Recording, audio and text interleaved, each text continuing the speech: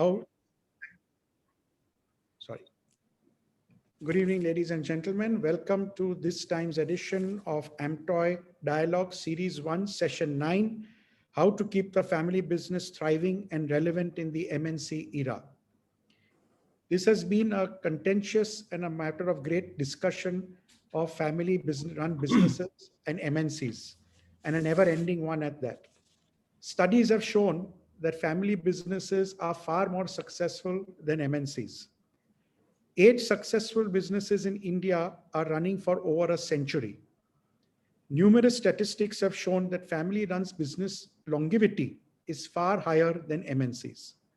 Some of the largest corporations in the world today, like Walmart, Volkswagen, Berkshire Hathaway, are family-run and are thriving.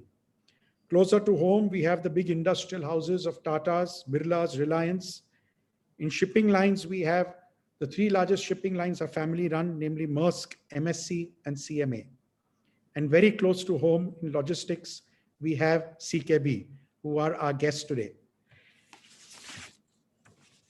The year 1917 witnessed one of the most important events in the history as the hostilities between nations resulted in the First World War.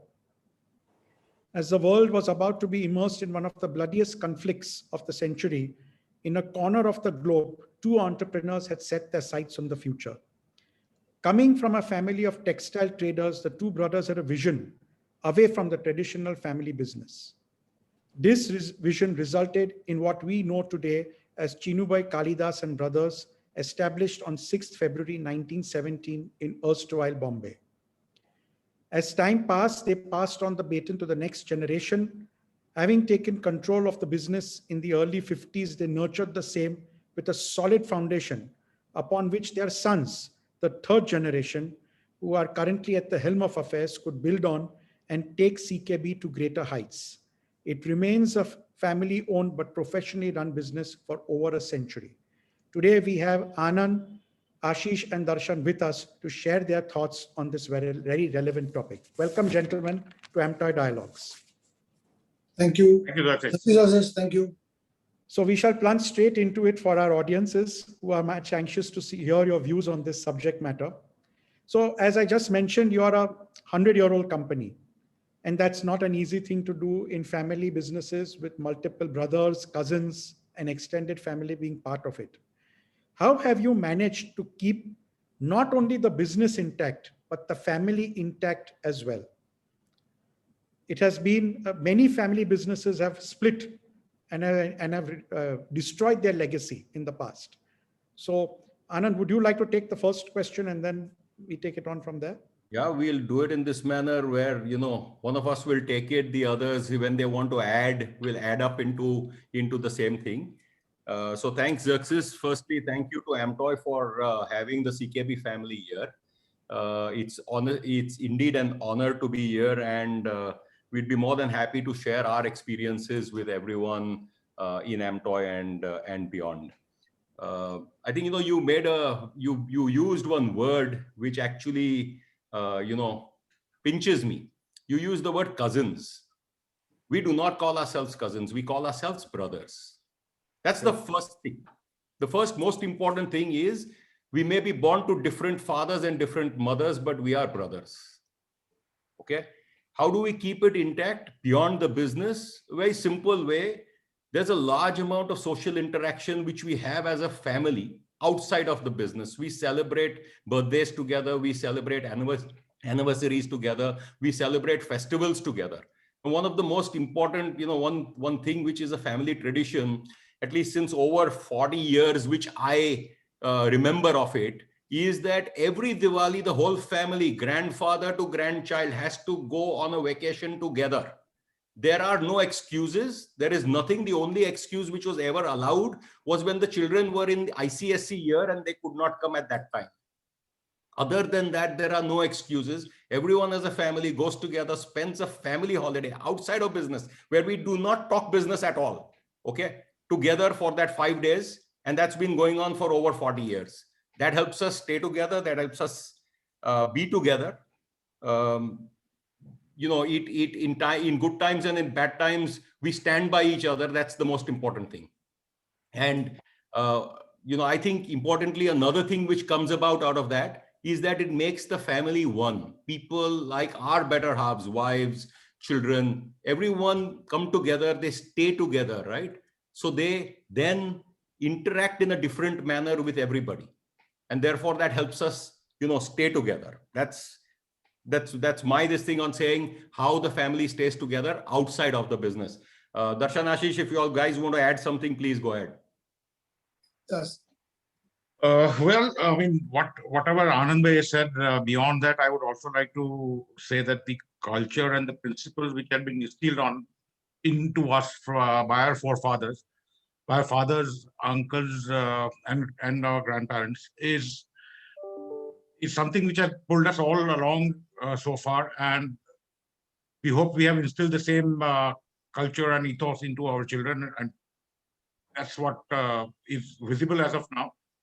So yes, a whole lot of social interaction is the one which has been helping us a lot, and which has actually created more of a bond of being friends rather than brothers also.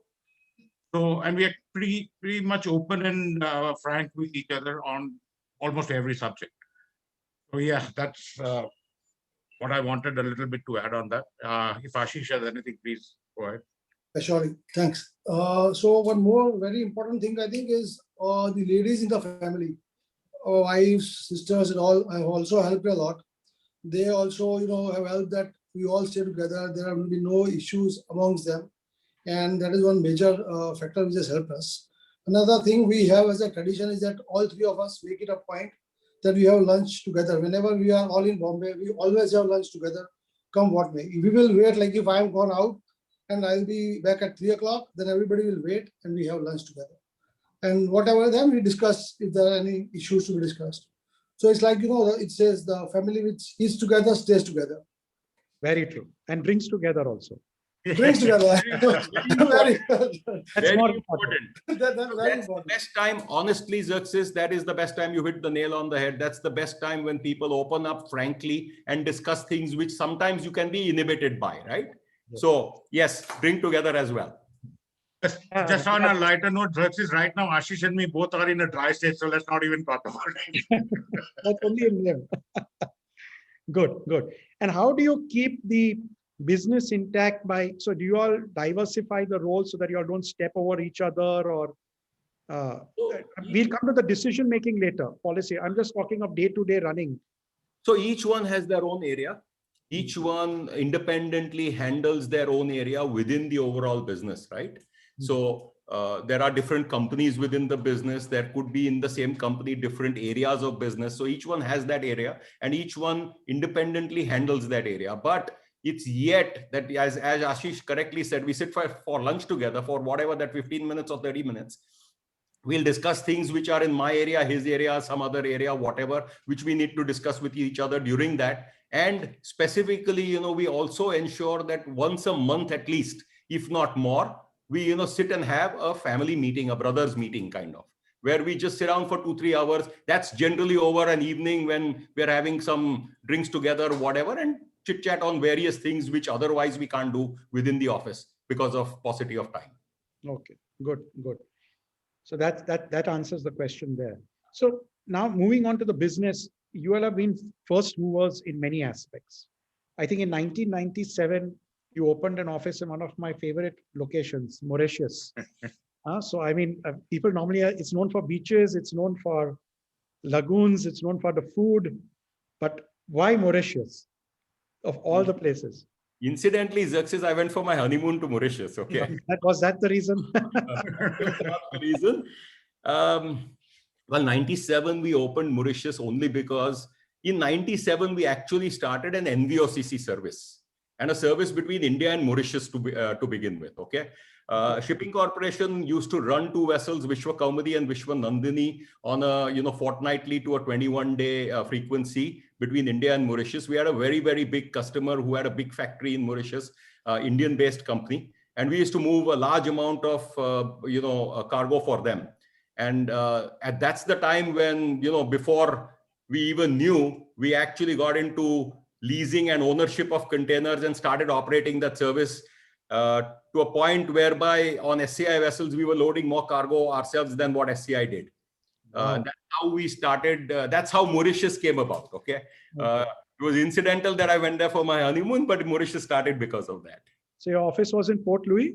It is yet in Port Louis. It's yet, yeah, we yet have one, and which is yet in Port Louis.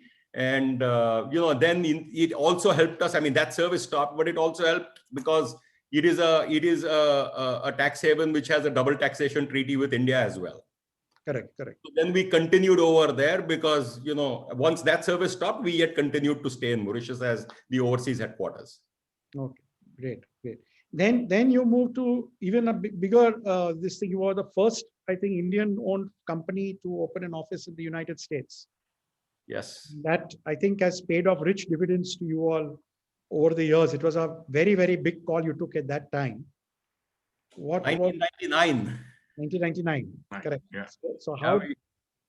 Why did we opened US and Canada at the same time? We had an office at that time in Toronto as well, and US as well. But US purely so because Xerxes was, we were doing business with the US earlier with some agents, and the typical complaint which you always heard, oh, Indian business is not good. It's very, very low paying business. There are hardly any revenues there. This $25 and $50, it doesn't work. And China gives us so much better revenue and Europe gives us so much better revenue.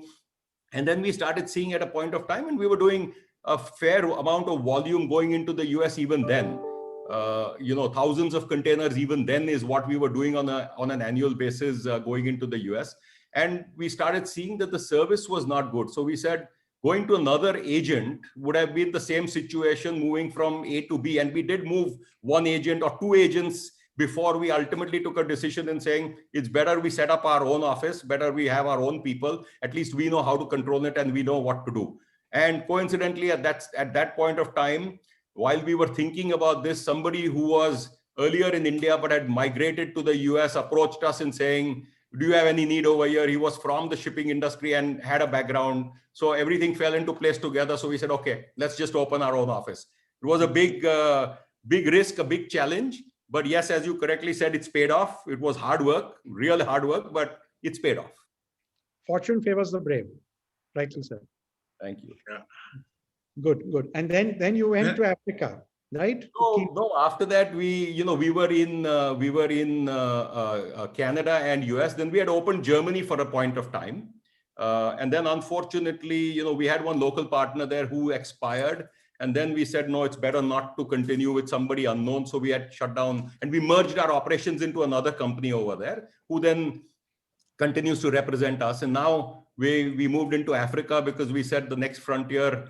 Everything else is pretty much saturated, and the next frontier is likely to be Africa. So we said, let's go there. Let's open Africa, and it's going to take some time to settle down because we're not the ones who go and then we slam bang go and get a lot of things together. We like to feel our way around, check the waters before we actually do something and then really grow. So that's how Africa. Darshan, Ashish, if there's anything, please. I think.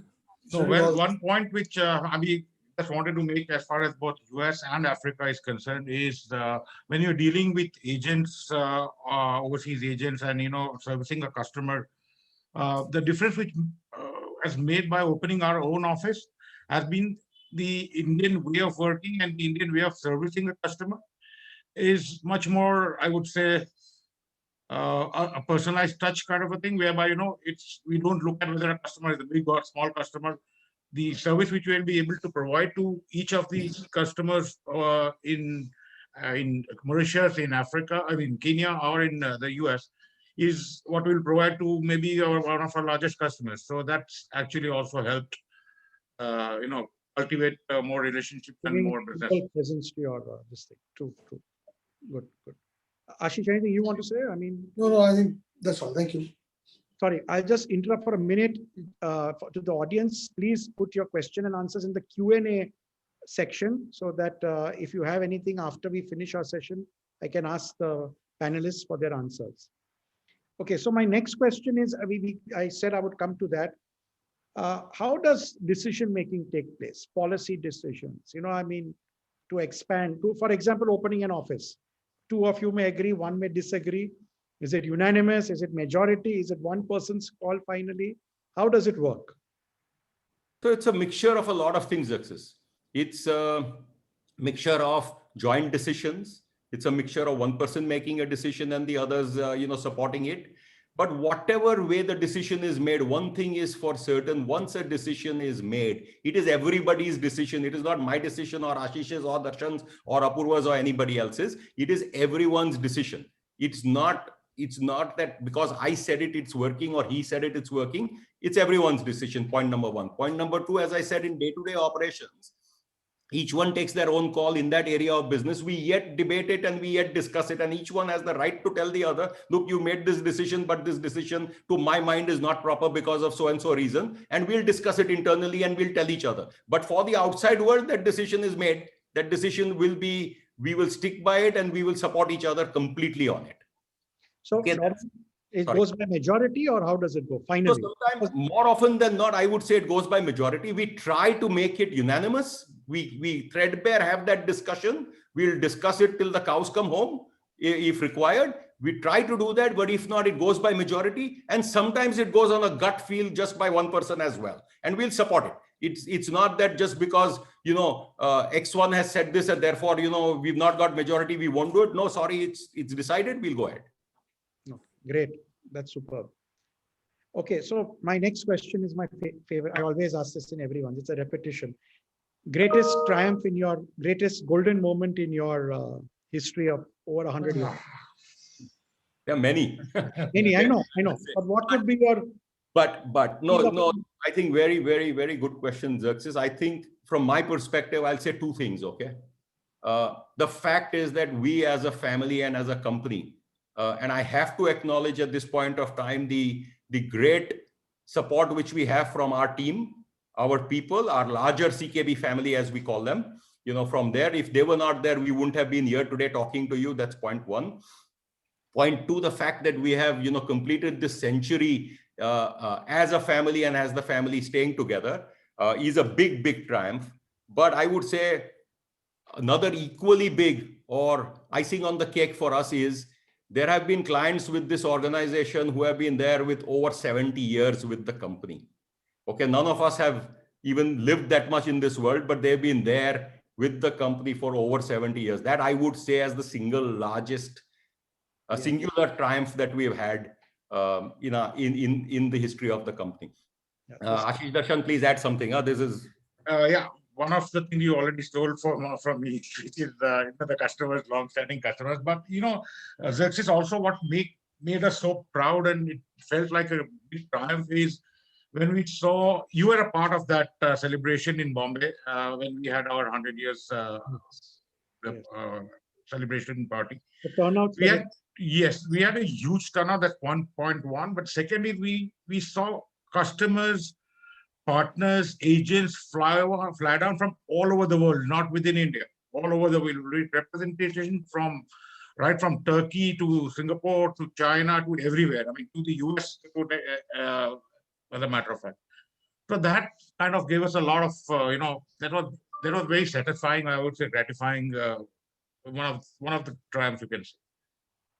Yeah, that's something awesome. Really, we were there. We saw it was out of respect that everyone turned up. Absolutely. I like to add a small. Sorry, Karen. No, and also, just because that a lot of industry leaders came up and spoke about the whole group and stuff like that. So that also was kind of very, very humbling and heartwarming. Ashish, please. Thank you. Sorry. So I like a small anecdote I had with a customer. So I was sitting with him and, we were discussing some business. And then I said, we do clearance, we do forwarding for you. Why don't we do something else with you? So he said, Ashish, you are like insurance for us. If there's any difficulty, we will come to you. When he said this, I think this was a very, very proud moment that this is, all the effort, all the hard work, what we have done or what our seniors have done is what has paid off. The customer, when he says that you are insurance. And I jokingly told him, so why don't you pay us premium also, some more premium? What was his answer to that? The answer just Good.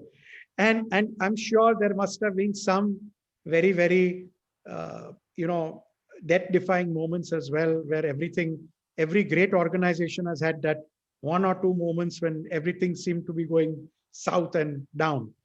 When eventually it is the company's inherent strengths and legacy which pulls it out. So, do you have anything to share on that?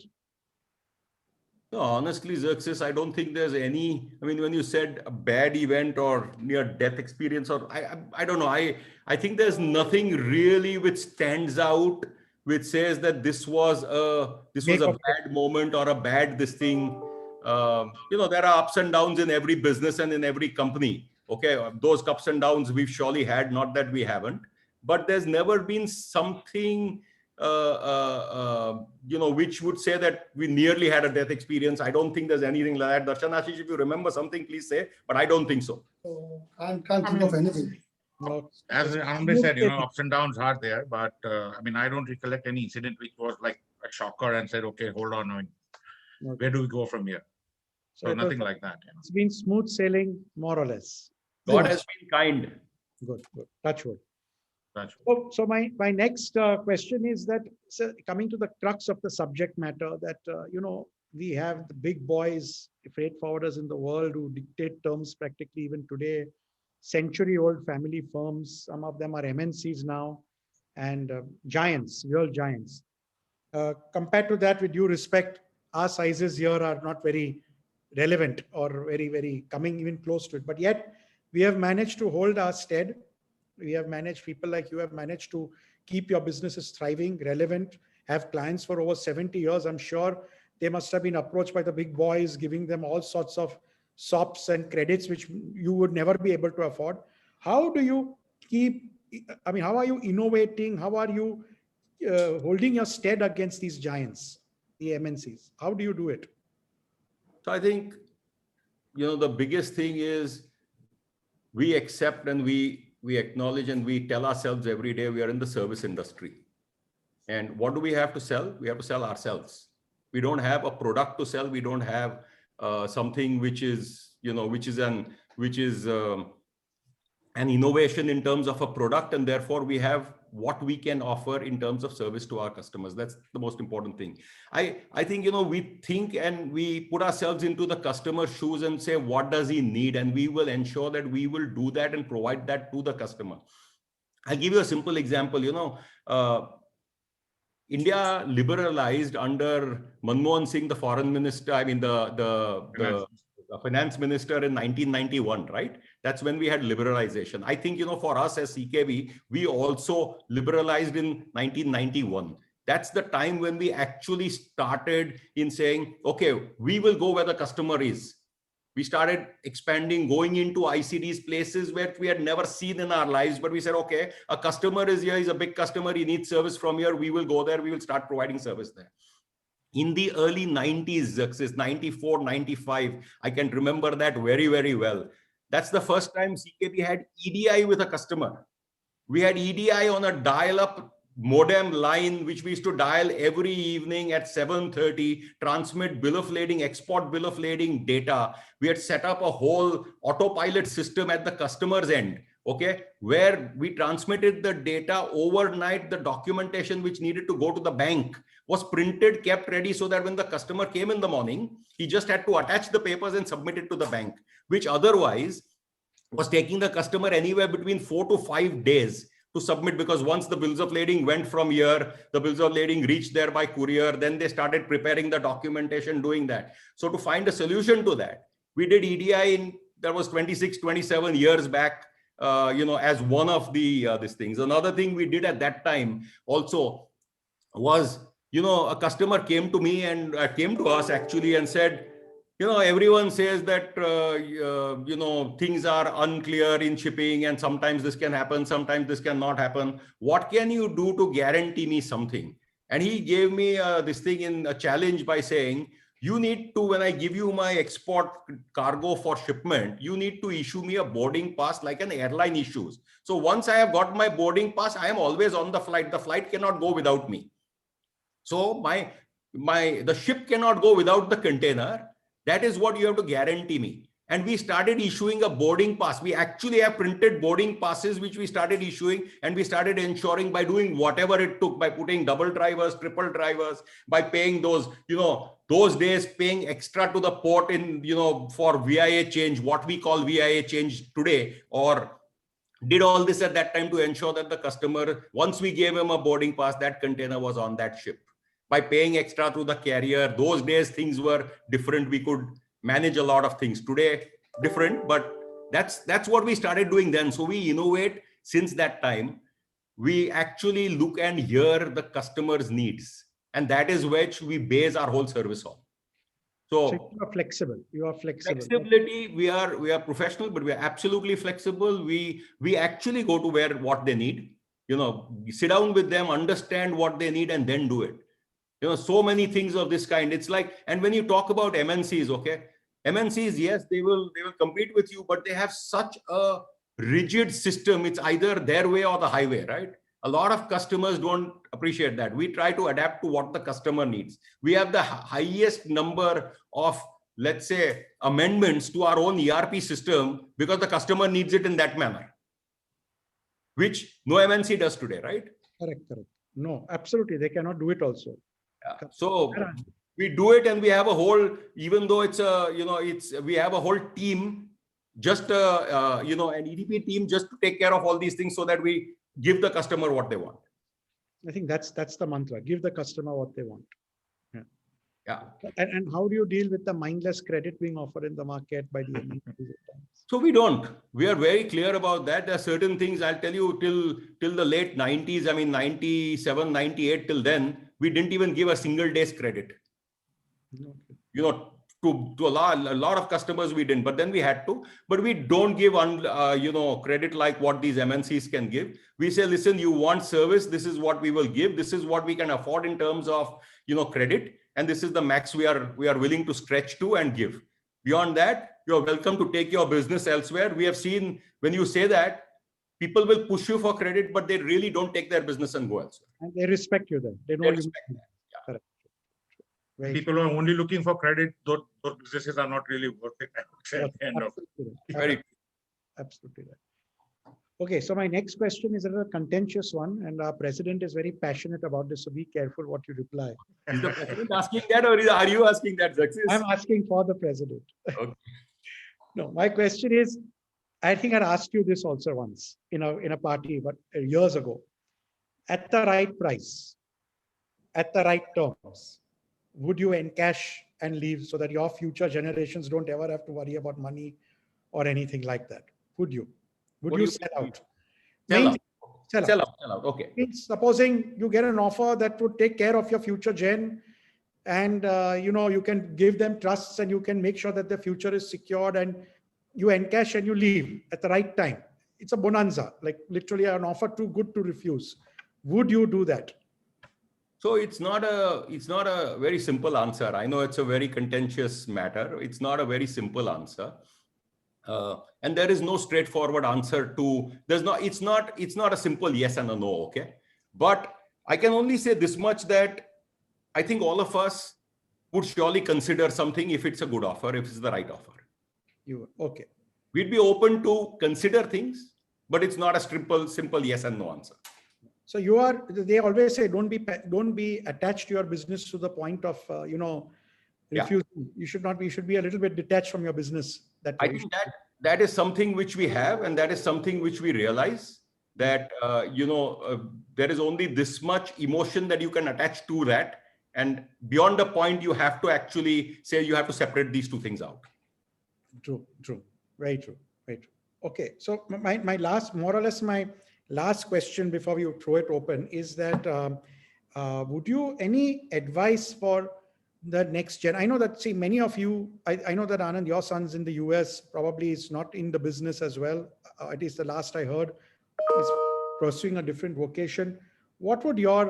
Is your next gen being inculcated into the business slowly? Is there a plan of succession? And what advice, simultaneously with this, what advice would you give to joint family businesses? So let's say our fourth gen, unfortunately, as of now, doesn't look like wanting to come into the business. My son, Darshan's two sons, Ashish's son, they are all pursuing different vocations, different careers. And Ashish's son is yet studying actually. So, it's a different matter. But none of them are likely to join the business as of now. So there is no fourth gen, okay, which is as of now there. We have enough years in us as yet. So that is on that front. But advice towards to joint families, only from our experience, what we have seen, I've been now 37 years working, and Darshan and Ashish pretty much, few years later than me. Apurva also a few years later than all of them. But I would say, I think a few things which people need to be very, very clear on. Okay. The first thing, you cannot have ego. Keep your ego aside. The minute you have ego, a family will never be a family. It will never stay together. Okay. So there's nothing like ego. You cannot have that. You have to consider and tell yourself you are indispensable. You are not indispensable. Okay. You are not indispensable. The minute you say that, they will not have ego, and therefore the whole work ethos will become much better. Let go. That's another very, very big thing. Very easy to say, but very difficult to imbibe. Let go. It's okay. Somebody was not in the right frame of mind at the time when they said what they said. Just let go, forget about it, move on. Okay. Look at the larger picture. Let's not look at these small irritants, which sometimes, come up on a day-to-day basis, right? And the most important, I would say, another important thing which people need to, agree is, please have open, frank discussions amongst all the family members. Okay, on what your thoughts are, what you want to do, why should you be doing it. Just because you are the eldest, or let's say so-called head of the family, doesn't mean you don't have to explain your decisions or actions to others. It's most important. It actually is more required for the head of the family to explain the decisions and their thoughts more than anybody else, because sometimes they feel that, okay, I've taken the decision, I don't need to explain. But if you don't explain, people don't understand, and that's where the problems start. So if you could say it in this manner, possibly have enough open, frank discussions, and then take decisions. Okay, so keep everyone together in whatever decision you are making. And I'm sure, I would say this much, but I'm sure Darshan and Ashish should add and will have a lot of things to add over here. So I just want to maybe mention here on the first point, which Xerxes, you asked about this fourth generation. I just saw in my participants list, I can say that two of my sons have already logged in from different parts of the world. So maybe you can convince them to try and come back and join us. That's one part of it. The second part of it, what Anand also mentioned, I would like to take it a little bit. That's what we amongst ourselves call it as a DDAI, which is discuss, debate, agree, and implement. Now, once you agree, discuss on something, you debate on something which is frank, open, and without any egos, as also Anand mentioned. And then you finally agree on something, and then only you implement it. So this is kind of been our mantra from the very beginning. This is also how we've been taught to do the business. When we joined the business, this is how we were taught that, more you talk, the more you discuss, the more clarity each one has. So yeah, that's one advice we would impart to everybody, that don't hold back any talks or discussion just because there is some somebody's ego involved, that okay, I'm the elder one, how can I let somebody else teach me things. Okay. So, yeah. So I think 2 points. One is that, this was the part of your first question. So social interaction outside the workplace is also very important to keep going. And one most important thing is respect to each other. So it's either is a junior to you in the family or a senior to you. I think respect to each other is very important. I learned this from my both my uncles and my dad, that even when I was under training, and if there was something they would not know about custom something, they always call me, ask me, take my opinion. So whatever age or what of the person, but learn to respect each other and involve everyone into the family. That's to be. That's the secret of your success. That is it. That is.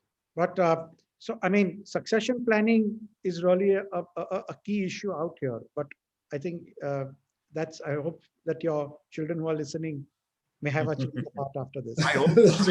I hope they can get inspired by this and change their thoughts and come in. That's what the hope is. But yeah, I would say succession planning is an important area of anyone's business, and that is something which we are also seized of the matter. It's not an easy decision, as everyone knows, but we are seized of the matter, and let's hope we will find the right solution at the right time. Yeah, something that's true. But and also, I mean, is there don't mind me asking, is there a rule that only the men can come into the business? The women cannot? No? No, nothing like that. Nothing like that. Okay. Nothing of that kind. Okay. Nobody has ever had an opportunity has not come up in that manner, but if it did, we would be more than happy. Okay. I mean, as an organization, we are not male dominated as an organization for sure. So we are very clear on that front. And Great. unfortunately, Xerxes or whatever you call it, we have only boys here in the family. I mean, we can't have that now. Yeah. Unfortunate. That is unfortunate. So, but I mean, correct. So, as they say, just before ending on a light note, that the secret of, at least when I joined my business, my father used to make me come from college straight to the office from day one. Yeah. So really you fell in love with the business, or you fell in love with what you were doing from day one. I agree. And it became part of your DNA. There was not even a discussion of what to do after that. So I think we need to do that, probably the old fashioned way, how our fathers, giving freedom of choice and all is the right thing actually. But if you want your business to continue. But it's too late now, right, Xerxes? You have kids who are 28 and 29 and 25, and it's too late to actually do that. But yes, you're right. We all grew up in that manner. We didn't have a choice. Morning call, it's 7 to 10, 10:30. You want to be in the office, you better be in the office. And you came to the office, and just because your dad was the head and the owner didn't mean anything. You had to go and sit and sweep the floor also. You had to sweep the floor also. That was my first lesson in the office, was actually, and I'm not joking, the first lesson in front of 70 people sitting in the office. When I walked in, and bang, I opened my father's cabin door and went in, and he looked at me and he said, "What are you doing over here? Out. You have to knock the door and then come in. Ask my permission, come in." Took me out, gave me a broom and made me sweep the office at 11:30 in the morning. Okay. So that was my first experience in the office, which basically taught me one thing. There is no job which is too big that you cannot do, or too small that you cannot do. I'm sorry, right? You have to do everything which is required. That's when you will be a true owner. Very true. Very true. Not dependent on anybody at all. Very true. Thank you very much, Anand, Darshan, and Ashish, for the official session. It was very inspiring. Very good takeaways from it as well. Before I hand it over to our president, we have a couple of questions from the panelists. One I was expecting from our good friend Shashi Bhai, I was expecting that. So you are a semi-professionally managed organization as well. How do you balance that as senior staff could need the balancing act with family views on certain matters? It's a good question. So one, we're not a professionally managed organization. I think we're a professionally managed organization. A large extent, decision-making on operational matters is not done by us. While we may be involved, we will help, support, and guide. We will yet not make operational decisions. We have senior team. We are very, very blessed to have the team which we have today. And as I said at some point, our success or our being here today is thanks to our team, and thanks to that, thanks to their dedication, their support, and their professionalism, that we are where we are. So yes, but even after that, I think the question of how do you balance between senior staff and family views, I think we go by the decision. We don't go by whether it's a family member's view or it's a staff's view. It is the decision which is important. Okay, what is that decision? Is it good for the business, bad for the business? How does it affect the business? Is what is of material importance to us at that point of time, and that's the key, irrespective of who it is and who has said it. I hope that answers Shashi's question over there. He will tell you tonight over drinks, I'm sure. My last question is from Vardarajan. Vardu sir, are you considering professionalizing your company in terms of differentiating between ownership and operations? How will you go about it?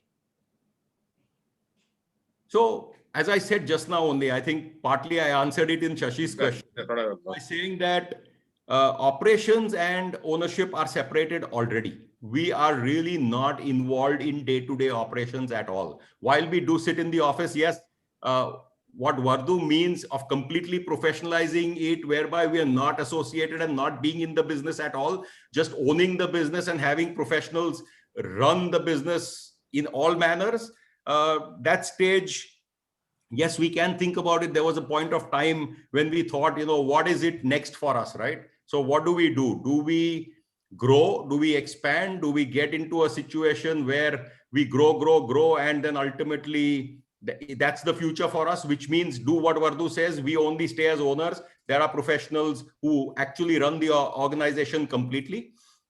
That's one thought to have. The other thought to have is, and all these thoughts come in from the perspective that you have to compete with MNCs, and now you have to compete with the online world, right?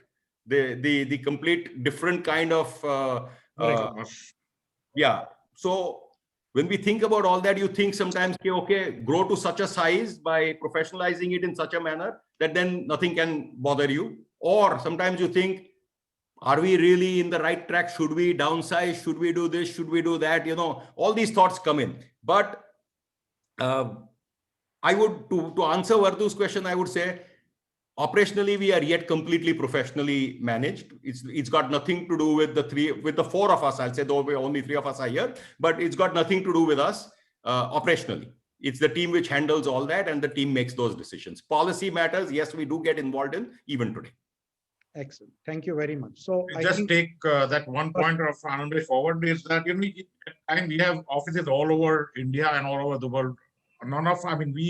Four of us have not visited many offices over maybe months or years. Things will run smoothly, things happen properly because of the team which we have.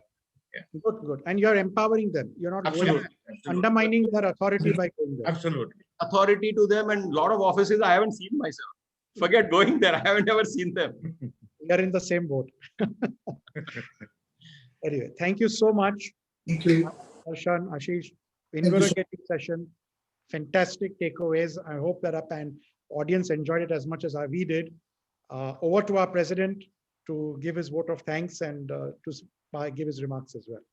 Over to you. I will also ask some questions, but before that, there is one question from Pratap Nair in chat. Maybe you take it up. If you have read it, Darshan, maybe you can. I have read it. You can see the smile on my face. What is it? Oh, I have read it too, but I didn't want to say so. And though you may find it funny, let me tell you, in Germany, there is a tradition of this kind, and I met a big logistics company, huge warehousing, huge trucking, trucks going in thousands, not hundreds, and warehousing in millions. I met his son-in-law, who's same family name. So I asked him, and he didn't reply me well, but then the manager who was dealing with me said that in this town, this area, we have a tradition that a son-in-law is chosen on the basis of ability. He comes, marries into this family, and so that the business carries the same family name, son-in-law changes family name like family name too. And carries. And Japan also has this tradition in some cases. Not son-in-law, but they adopt one.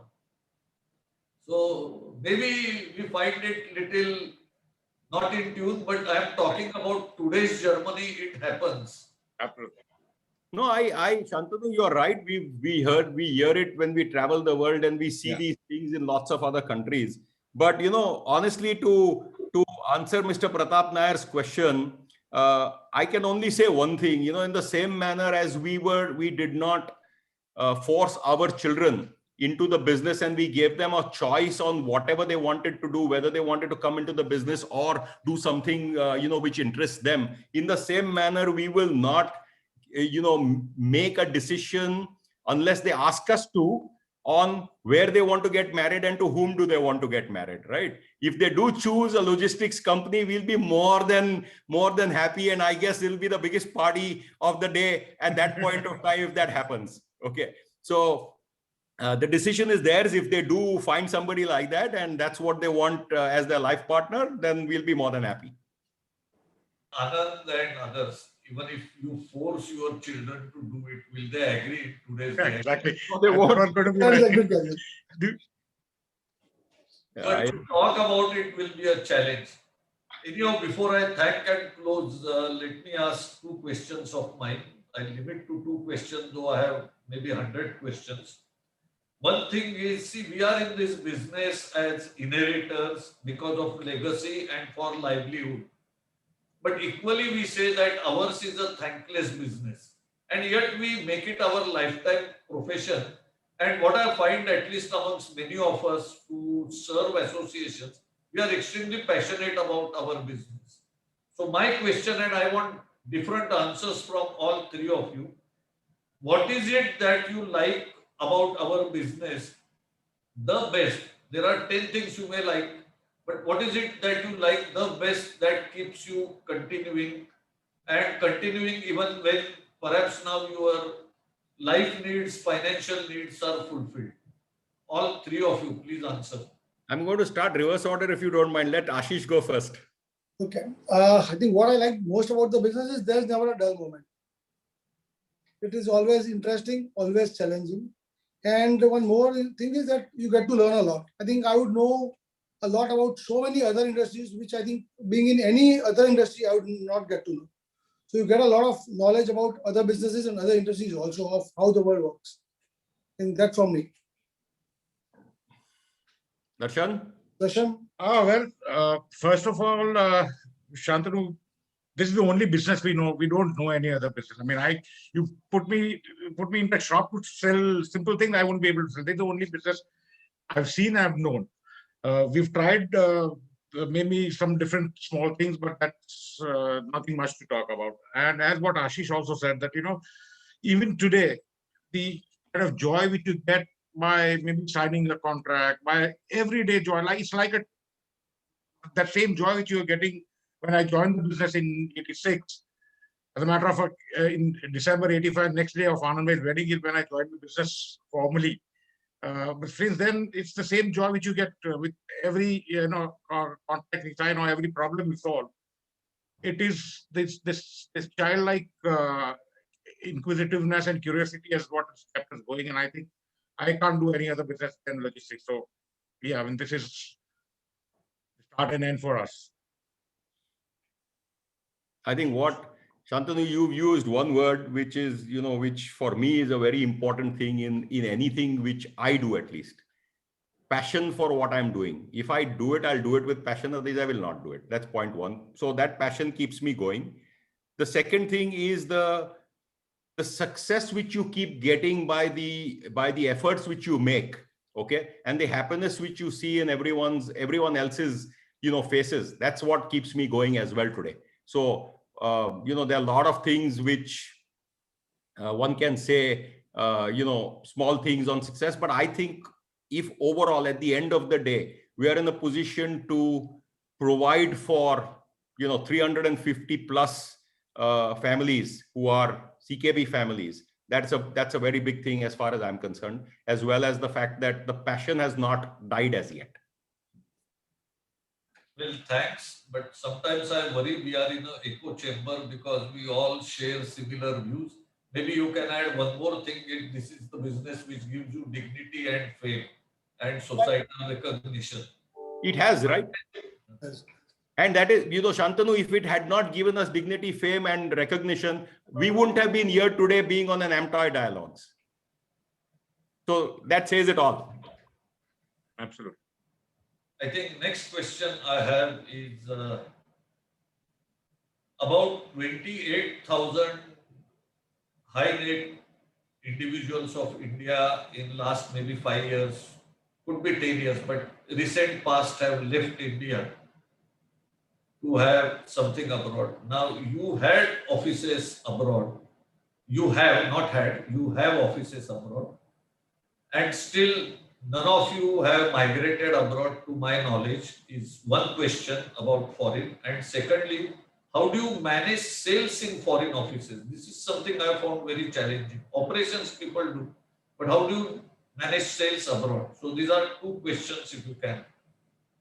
So the first question of why didn't we migrate? I don't think there was ever any intention or any this thing of migrating. Plus, I think I'll talk about myself over here, but I'm sure it's the same for Darshan and Ashish and everybody. I think we have a very, very different lifestyle over here, a different sense of, how we live and what we want out of that life compared to, we could have been in the US, having a US setup since 1999 easily. We could have been all migrated over there, but that's not the life which we would, enjoy possibly. And therefore we'd never thought of migrating and have never, looked at migrating. We're very much, hardcore Indians and would like to stay over here itself. That's the first part of it. Second part of it was sales in overseas offices. The minute you actually open overseas offices, Shantanu, you have no choice but to go there and drive that yourself. And over a period of time, then you have professionals within your organization who are actually going there and driving that sales effort. If you're going to leave it to sales efforts being done locally within those countries, it doesn't work. We till today have people who go into overseas offices every alternate month, if not more, ensuring just to do sales, meeting customers there, doing sales, hardcore sales from here. Till very recently, till about 2 years back, I used to go every quarter and do sales myself. Okay. Darshan has gone, Ashish has gone, everyone has gone. We've gone and done sales. We've had large of our senior teams going and doing sales, and they yet do it. So driving sales, as we've seen, and it's not that we've not experimented by hiring senior, salespeople or sales directors and sales managers and things like that, but that we found to be ineffective for whatever given reasons, but was not very effective. When we started doing it this way, it started working for us. Well, Does that answer your question? Yeah, The same. I have covered almost everything. Well, thanks. I think it was a very engaging session, and the chat also, we have very nice comments. Well, I'm not your family member officially, but informally, being part of the fraternity, we are family members. So I'm sharing the sentiment which Pratap again has shared. Like, he hates family business being sold, and I belong to the same category. We may not be here to see, but we will like to have CKB celebrate 200 years, and we want the name and the family to run it, not just the brand to run it. So anybody doing centenary makes us proud, because our closest identity, I would say our deepest identity as an individual, is our business. There is no bigger identity. Like, you can have regional, linguistic, national, caste, hundreds of identities, but our strongest identity is finally the occupation we have. So from that family spirit, I wish you should grow for next 100 years, not just continue for next 100 years. And this I say on behalf of all our members. Continue to be our role models. Continue to serve the industry as much as you serve the customers. And with this, we should have more opportunities to engage with each other and with a larger family. For clarity, Anand, I think you should be the third generation, isn't it? Yeah. For 100 to be second generation is difficult. No, we are the third generation. Was started by our grandfather and our grandfather's brother. So two of them started it. Then it was my dad, Darshan and Ashish's dad, and Apurva's dad, who were the second generation. And now we are the third generation. So, So, yeah, please. no, go ahead, Shantanu. No, I think it's great to hear all these things from you, and time to thank you and conclude the formal session. Maybe for another 5 minutes, we can continue for informal chat with some friends we have over here. But recording and formal session continues with it. Thanks, Adi. Yeah. One this thing on behalf of the CKB family, I would say thank you to Amtoy, Shantanu, US President, Xerxes as the Vice President, and thank you for having us here on the Amtoy Dialogues. It is indeed an honor to be invited and,